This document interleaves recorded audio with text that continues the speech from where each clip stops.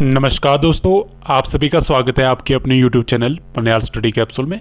इसमें हम डिस्कस कर रहे हैं exam sub inspector of police. आज इसका 4th पार्ट है। आज इसमें हम डिस्कस कर रहे हैं इंडियन इकोनॉमिक पार्ट। तो ये जो एग्ज़ाम कंडक्ट हुआ था ये 20 मई 2018 को कंडक्ट हुआ था, पोस्ट कोड 584। और इसके ऑलरेडी हम बहुत सारे पार्ट डिस्कस कर चुके हैं, जिसमें इंडियन पॉलिटी, इंडियन ज्योग्राफी और इंडियन हिस्ट्री वो हम ऑलरेडी डिस्कस कर चुके हैं। तो आप प्लेलिस्ट में जाके उन्हें चेक कर सकते हो। और आज इस वीडियो में डिस्कस करने वाले हैं इंडियन इकोनॉमिक्स पार्ट, जिसके टोटल इसमें 10 क्वेश्चन आए हैं। तो चलिए वीडियो की शुरुआत करते हैं। फर्स्ट क्वेश्चन हमारे पास क्या है, इंडियन इकोनॉमिक्स का 68 से स्टार्ट हो रहा है। उससे पहले इंडियन पॉलिटी थी, वो हम ऑलरेडी डिस्कस कर चुके हैं। तो फर्स्ट क्वेश्चन क्या है, which sector of Indian economy contribute largest to the gross national product. तो इंडियन इकोनॉमिक्स के अलग अलग सेक्टर होते हैं, जैसे प्राइमरी, सेकेंडरी, फिर टर्शरी। तो इनमें से कौन सा सेक्टर है जो जीएनपी में सबसे ज़्यादा कंट्रीब्यूट करता है। ठीक है, तो इससे पहले तो आपको आइडिया होना चाहिए कि जीएनपी क्या होता है और सेक्टर अलग अलग कौन से होते हैं। तो यहाँ जो इसका करेक्ट आंसर है 68 का, वो है ऑप्शन सी, टर्शरी सेक्टर। जो टर्शरी सेक्टर होता है वो सबसे ज़्यादा कंट्रीब्यूट करता है जीएनपी में। तो चलिए साथ ही साथ थोड़ा सा जीएनपी और जो अलग अलग सेक्टर है उनको थोड़ा सा समझ लेते हैं। बात करते हैं जीएनपी। जीएनपी यानी ग्रॉस नेशनल प्रोडक्ट। जहाँ पे नेशनल लग गया यानी नेशन के जो लोग हैं, चाहे वो इंडिया में रहते हैं चाहे इंडिया से बाहर कहीं रहते हैं, फॉरेन में रहते हैं, तो उनके द्वारा जो कमाई की इनकम है उसे कहते हैं ग्रॉस नेशनल प्रोडक्ट। ठीक है, तो ये तो बात होगी जीएनपी की। दूसरी बात करते हैं अलग अलग सेक्टर की। तो सबसे पहले बात करते हैं प्राइमरी सेक्टर।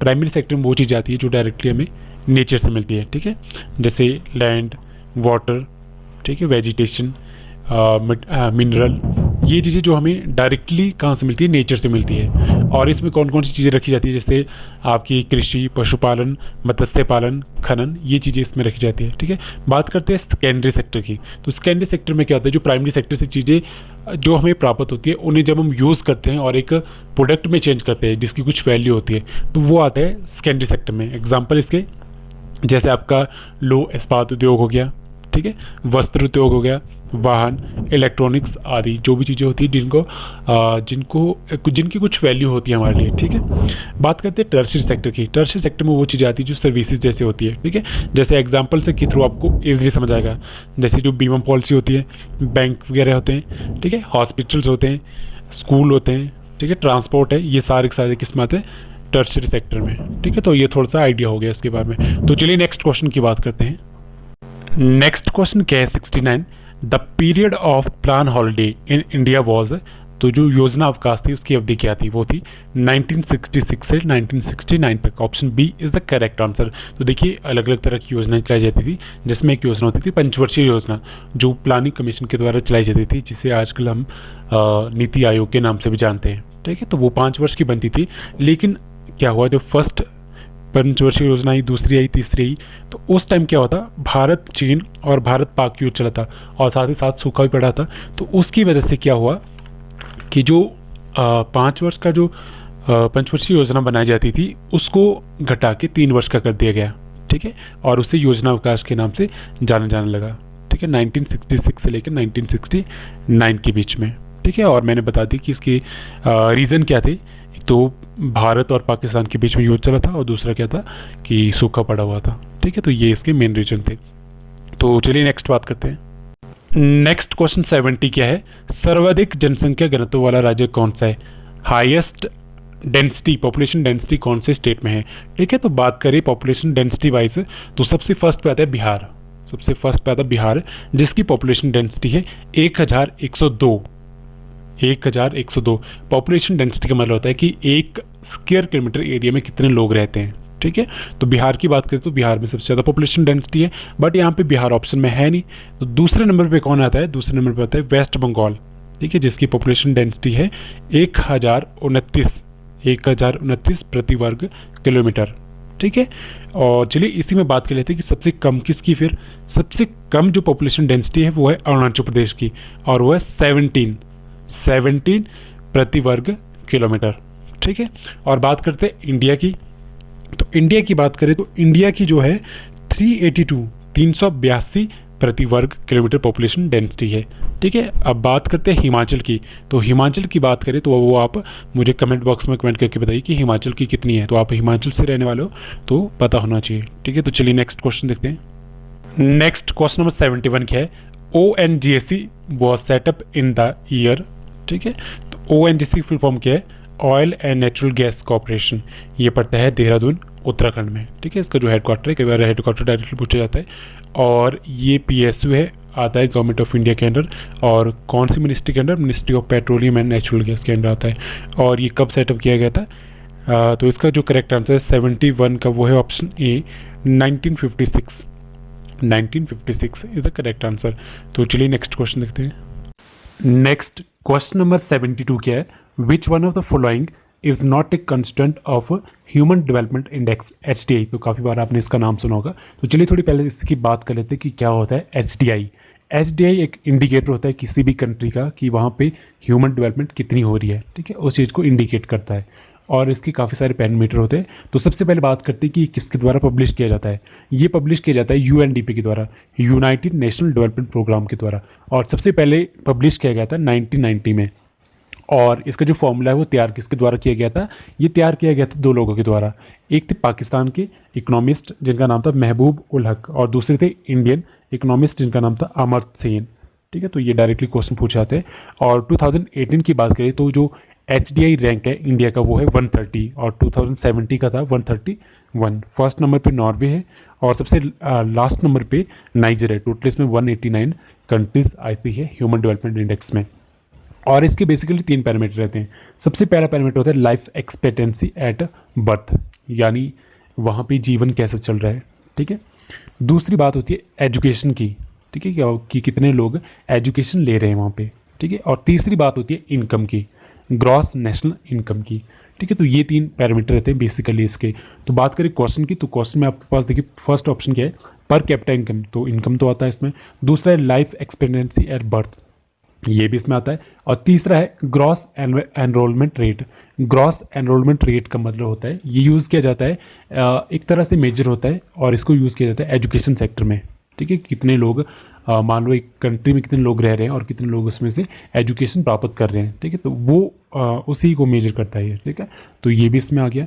तो इसका करेक्ट आंसर कौन सा हो गया? Option D, health and nutrition. ये HDI पैरामीटर में नहीं आता है। ठीक है, तो option D is the correct answer. Next question क्या है?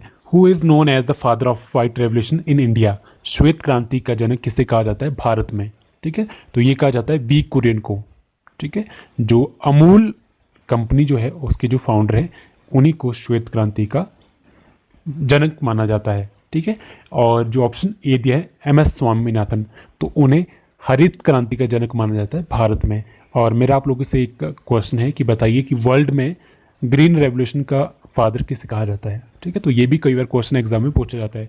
तो यहाँ जो करेक्ट आंसर है वो तो ऑप्शन बी है, V कुरियन। तो काफ़ी बार ये क्वेश्चन एग्जाम में रिपीट होता रहता है। तो चलिए नेक्स्ट क्वेश्चन देखते हैं। नेक्स्ट क्वेश्चन नंबर 74 क्या है? Capital market regulator is. Capital market regulate कौन करता है? तो सबसे पहले तो आपको पता होना चाहिए कि कैपिटल मार्केट क्या होता है। कैपिटल मार्केट क्या होता है? एक फाइनेंशियल मार्केट ही होता है जो काम करता है, जिसमें क्या होता है, सिंपल वर्ड में कहूँ तो जिसमें क्या होता है, जो लॉन्ग टर्म के डेप्ट होते हैं या फिर इक्विटी होते हैं उन्हें खरीदा जाता है या तो बेचा जाता है, तो वो होती है कैपिटल मार्केट। और उन्हें रेगुलेट किसके द्वारा किया जाता है? सेबी के द्वारा। तो option C is the correct answer, SEBI यानी कि security exchange board of India. ठीक है, तो इसी के बारे में थोड़ी सी बात कर लेते हैं। तो सेबी एस्टेब्लिश किया गया था 1988 में। स्टार्टिंग में ये प्राइवेट बॉडी थी, तो उसके बाद 1992 में एक सेबी एक्ट बना था, तो उसके बाद ये गवर्नमेंट ऑफ इंडिया के अंडर आ चुका था। ठीक है, और इसे एक ऑटोनॉमस बॉडी बना दिया गया था। ठीक है, और इसका हेडक्वार्टर है मुंबई में। और बात करें इसके चेयरमैन की, तो आजकल इसके चेयरमैन है अजय त्यागी जी। ठीक है, तो ये भी काफ़ी बार क्वेश्चन पूछा जाता है। और इसके काम क्या होता है? कैपिटल मार्केट को रेगुलेट करना, और ठीक है, तो इसी में आ गया इंडियन शेयर मार्केट को रेगुलेट करना, और साथ ही साथ जो रेगुलेट करना फॉरेन एक्सचेंज को, फॉरेन एक्सचेंज जो मार्केट है उसको रेगुलेट करना, और साथ ही साथ जो भी शेयर होल्डर होते हैं, ठीक है, तो उनके वेलफेयर को देखना। ठीक है, उनके वेलफेयर के लिए काम करना। तो ये इसका काम होता है सेबी का। तो चलिए नेक्स्ट क्वेश्चन देखते हैं। नेक्स्ट क्वेश्चन क्या है हमारे पास 75, the foreign exchange reserve of India are kept in the custody of.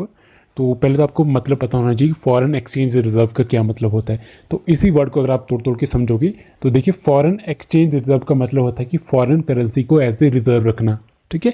और ये रिजर्व रखी जाती है किसी भी कंट्री के सेंट्रल बैंक के द्वारा, या कोई भी मॉनेटरी अथॉरिटी है किसी भी गवर्नमेंट की, ठीक है। और इंडिया की बात करें तो इंडिया में जो सेंट्रल बैंक है वो कौन सा है? आरबीआई। तो आरबीआई क्या करता है? फॉरेन करेंसी, चाहे वो डॉलर हो, चाहे यूरो हो, या रेनमिनबी हो, या पाउंड हो, कोई भी हो, बट मोस्टली क्या होता है? मोस्टली डॉलर में रखे जाते हैं फॉरेन जो करेंसी होती है उससे रिजर्व के तौर पे। और सेंट्रल बैंक इंडिया का कौन सा है? आरबीआई। तो किसके पास होगी ये? आरबीआई के पास। तो option C, RBI is the correct answer. Next question क्या है 76, which of the following is not a source of tax revenue collected by government of India. सभी जानते हैं गवर्नमेंट ऑफ इंडिया क्या करती है? लोगों से टैक्स लेती है, ठीक है, अलग अलग आधार पर टैक्स लेती है। तो उसमें से पूछा गया है कि इनमें से कौन सा टैक्स नहीं है जो गवर्नमेंट के द्वारा कलेक्ट किया जाता है।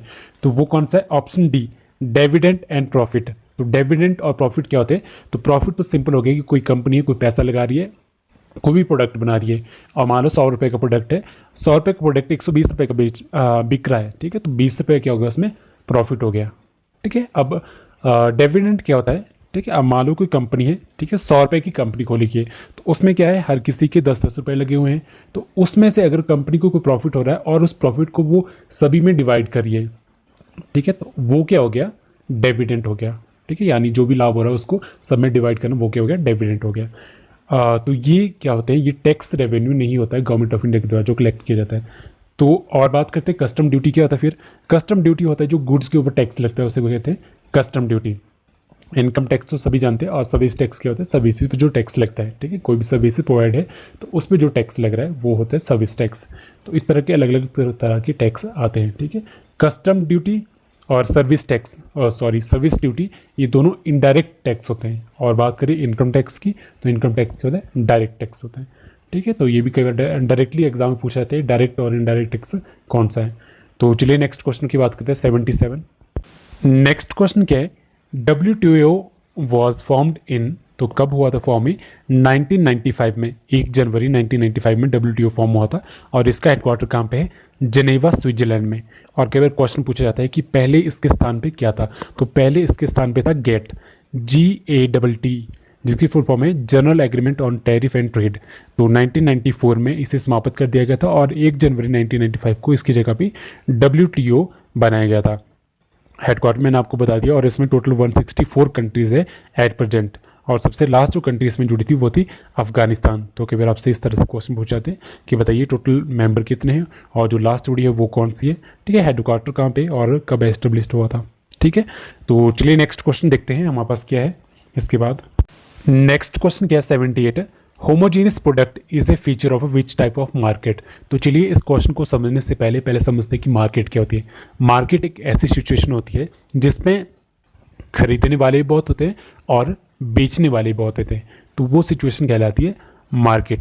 तो मार्केट अलग अलग तरह की होती है। तो सबसे पहले बात करते हैं परफेक्ट कंपटीशन मार्केट क्या होती है, जिसमें क्या होता है खरीदने वाले भी बहुत है, बेचने वाले भी बहुत है, बट जो बेच रहे हैं चीज़ को उसकी क्वालिटी क्या रहती है? सेम रहती है। बट जो ब्रांडिंग होती है वो अलग अलग हो सकती है, कंपनी अलग अलग हो सकती है, बट जो क्वालिटी होती है वो सेम रहती है। वो होता है परफेक्ट कंपटीशन। एक होता है इम्परफेक्ट कंपटीशन, जिसमें क्या होता है खरीदने वाले बहुत है, बेचने वाले भी बहुत है, बट जो क्वालिटी है वो अलग अलग रहती है, ठीक है। तो परफेक्ट में हमने बात की सेम क्वालिटी मतलब होमोजीनियस, ठीक है, मतलब होमोजीनियस प्रोडक्ट। तो ये तो इस क्वेश्चन से रिलेटेड हो गया। तो और इसमें क्या होता है, एक होता है मोनोपोली मार्केट। तो उसमें क्या होता है खरीदने वाले बहुत हैं, ठीक है, बट बेचने वाला एक ही है। एग्जाम्पल है रेलवे का। अब रेलवे किसके कंट्रोल में? सिर्फ और सिर्फ गवर्नमेंट ऑफ इंडिया के द्वारा, ठीक है। अब बैठने वाले तो बहुत है उसमें। तो ये होता है मोनोपोली का एग्जांपल, ठीक है। अब जो हमने इम्परफेक्ट मार्केट की बात की तो उसका एग्जांपल आप लिख सकते हो, जैसे हमारे पास जैसे साबुन होते हैं, ठीक है, टॉफ़ियाँ खाते हैं, च्युइंगम खाते हैं, अलग अलग तरह के प्रोडक्ट जो भी मार्केट में होते हैं वो इम्परफेक्ट कंपटीशन के एग्जाम्पल आते हैं, ठीक है। अब उसके बाद एक हमारे पास जैसे ऑप्शन सी यहाँ पे दिया है जिसका नाम है ओलिगोपोली, ठीक है। तो उसका मतलब क्या होता है, जिसमें क्या होता है खरीदने वाले बहुत हैं और बेचने वाले बहुत कम हैं, 10 है, 15 है, ठीक है। मोनोपोली में क्या होता है, सिर्फ एक बेचने वाला था, बट ओलिगोपोली में क्या होता है, उसमें बेचने वाले बहुत कम होते हैं, खरीदने वाले बहुत ज़्यादा हैं। फॉर एग्जाम्पल से समझते हैं, जैसे एक मोबाइल कंपनी है, सॉरी जो मोबाइल का एग्जांपल लेते हैं कि जो खरीदने वाले होते हैं, मोबाइल खरीदने वाले बहुत होते हैं, बट बेचने वाली कुछ ही कंपनियाँ होती हैं, 25, 30, 100 इतनी कर कंपनियाँ होंगी, बट खरीदने वाले करोड़ों में, ठीक है। तो वो एग्जाम्पल होता है ओलिगोपोली का। तो ये थे अलग अलग तरह के मार्केट, तो काफ़ी इंपॉर्टेंट है, एग्जाम में पूछे जाते हैं क्वेश्चन, तभी मैंने थोड़ा डिस्कस कर लिया। और यहाँ बात हुई थी होमोजीनियस प्रोडक्ट यानी सेम क्वालिटी प्रोडक्ट किसका फीचर है, तो किसका फीचर है, परफेक्ट कंपटीशन का। तो option D is the correct answer. तो देखिए आपको किसी भी तरह का क्वेश्चन यहाँ से पूछा जाए एग्जाम में, तो आप एकदम से आंसर कर सकते हो। तो मैंने सारे एक्सप्लेन कर दिए। सो आई होप आपको वीडियो पसंद आई होगी। अगर आपको कोई डाउट हो इससे रिलेटेड, अभी भी कोई डाउट हो, तो आप कमेंट बॉक्स में कमेंट करके बता सकते हो। मैं पूरी कोशिश करूँगा आपकी हेल्प करने की। So thank you so much.